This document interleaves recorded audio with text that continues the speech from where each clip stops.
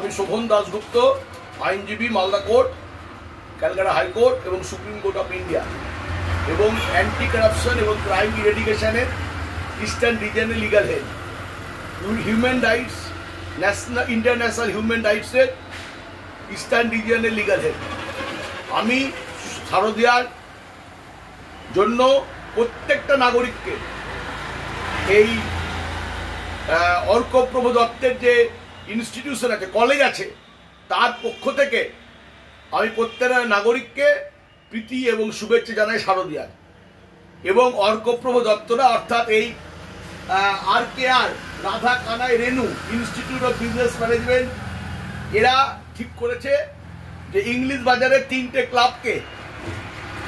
ক্লাবের 10টা করে মেম্বারকে তারা সম্মানিত করবে। ক্লাবের সেক্রেটারিকে, প্রেসিডেন্টকে এবং অন্যান্য মেম্বারদের, এবং ইংলিশ বাজারে 3টে ঠাকুরকে তারা প্রথম, দ্বিতীয় এবং তৃতীয় প্রাইজ দেবে।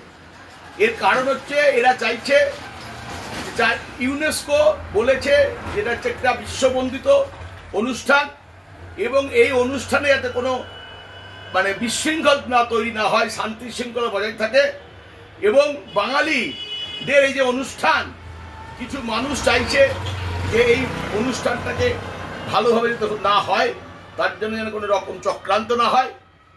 সমস্ত আমি এই শারদিয়া একটা উৎসবে পরিণত হয়েছে, একটা বড় পুজো, মহিষাসুর মর্দিনী পুজো, কিন্তু এটা আজকে একটা বড় উৎসব।